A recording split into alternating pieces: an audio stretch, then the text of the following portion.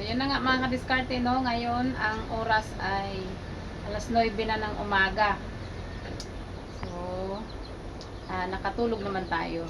Nakatulog na ako ng isang oras kasi yun, natapos siya ng alas 6. So, medyo nakatulog na ako mga kadiskarte. So, good news mga kadiskarte kasi may pumunta dito na buyer, no? May pumunta dito, may buyer na yung ating mga biik. May buyer na agad. So, 7 piraso yung binili niya at nag-down payment na nga po siya ng yan po. Yan, sideng.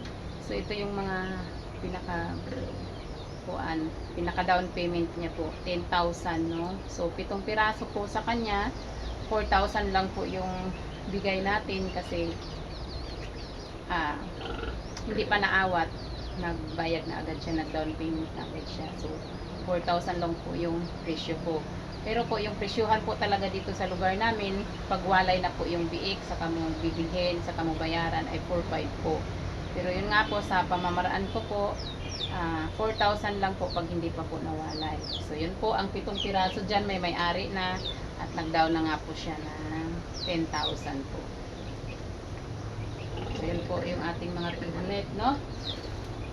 So, nag-umpisa nga po siya ng anak si Mama Pig, alas 2, natapos ng alas 6 ng umaga. So, bali ngayon po ay ika 115 days niya. 114 days niya, so, umpisa na po siyang mag-labor.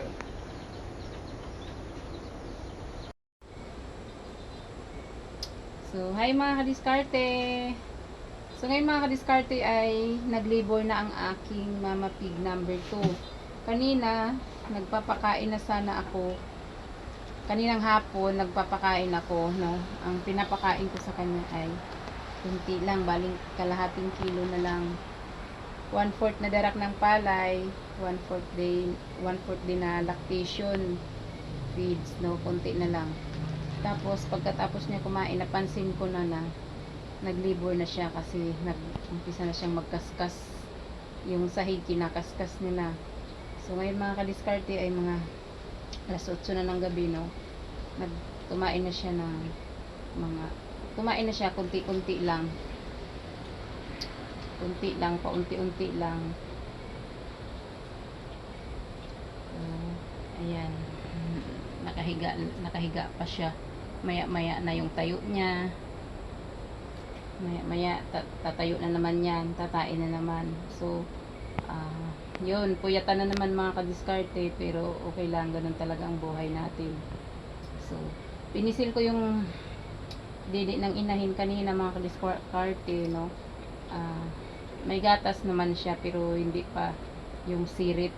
So, ibig sabihin nun, pag hindi pa talaga, pag pisil mo na hindi pa nasirit, so, abutin pa yan mga ilang oras.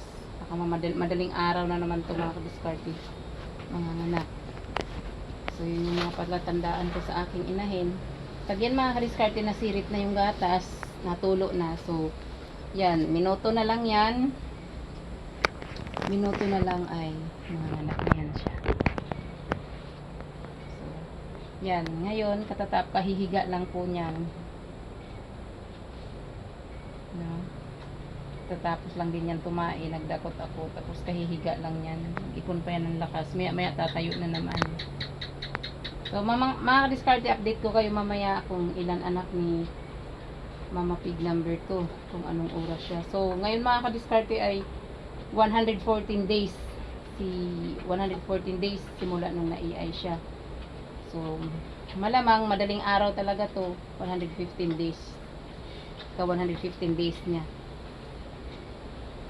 So, update ko kayo mga kadiskarte mamaya, no? Dito ako sa aking duyan. Ayan. So, habang nag-aantay ako, nandito ako sa aking duyan, nakahiga. Time check tayo mga kadiskarte. Ngayon ay alauna na ng madaling araw. Bali, ika 115 days ng ating baboy. So, nagsirit na rin mga kadiskarte yung gatas sa didi niya, no? So, maya't maya mga kadiskarte, aabangan na lang natin.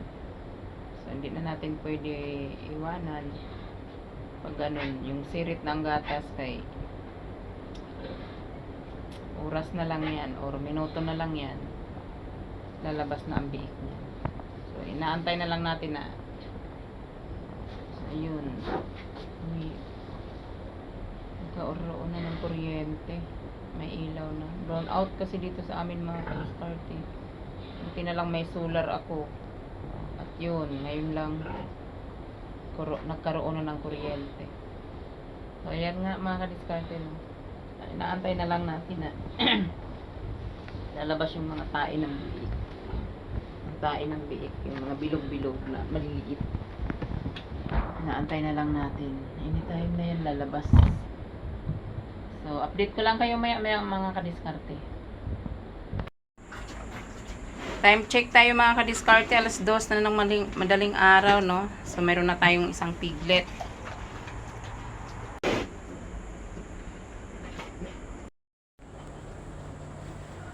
So, yun mga kadiskarte, no? Time check tayo ay alas 5 na ng madaling araw. Tapos, 11 na yung nilabas niyang biik. So, magturok tayo ng oxytocin. So, yun. Ayun yung aking pamangkin. So, tinuruan naman tayo magturok. Try natin na.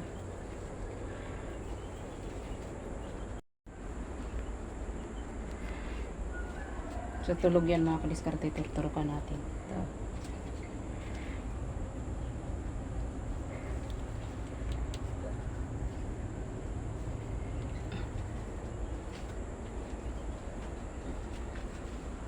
Ayan, tapos na. So, ito yung huling lumabas, 11. So,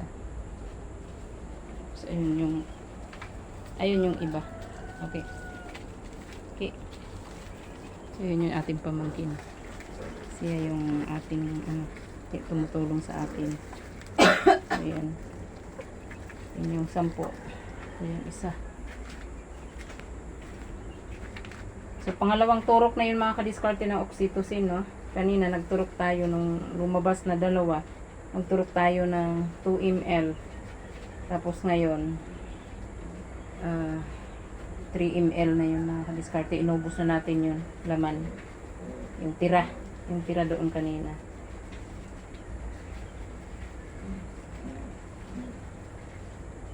So, no, time check, alas 5 na. So, hintayin natin magising. May after 10 or 15 minutes baka may lumabas na, no? Pag wala pa, magdukot na tayo.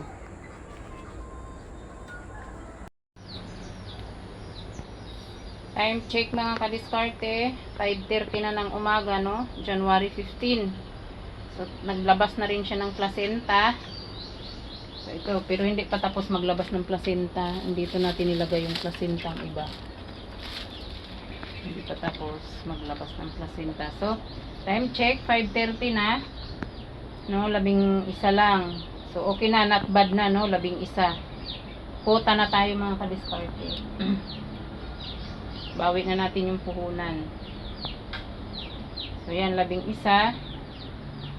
At, ayan sila.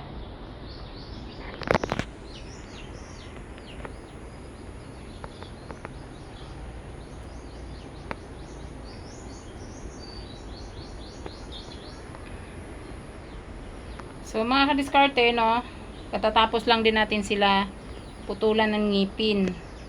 Kasi, nung magpadidi tayo sa Mama Pig, nagagalit ang Mama Pig, panay tayo, no?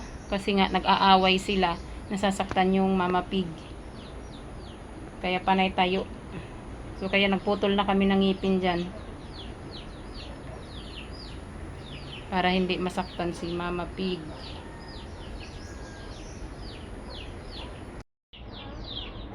Dahil nga mga kadiskarte ay 11 sila, no? 11 lang sila. Ang katawan nila, saka sizes nila, no? Pare-pareho lang. Iba talaga yung pag hindi katulad yung pag 16, maliliit na, no? Maliliit. Pero ito ngayon mga kadiskarte, 11. Ang gaganda ng katawan nila. Ito, macho. Tapos pare-pareho lang ang laki, oh. Oh, wala pang isang araw, pero macho na, oh. Macho. Ito giniginaw. Ito mga macho. Ito mga kadiskarte, mga macho itong mga biik natin ngayon, oh. Ang ganda ng katawan nila. Kasi nga labing isa lang sila. Hindi katulad yung kay Mama Pig number 1 noon na 16, no, maliliit na.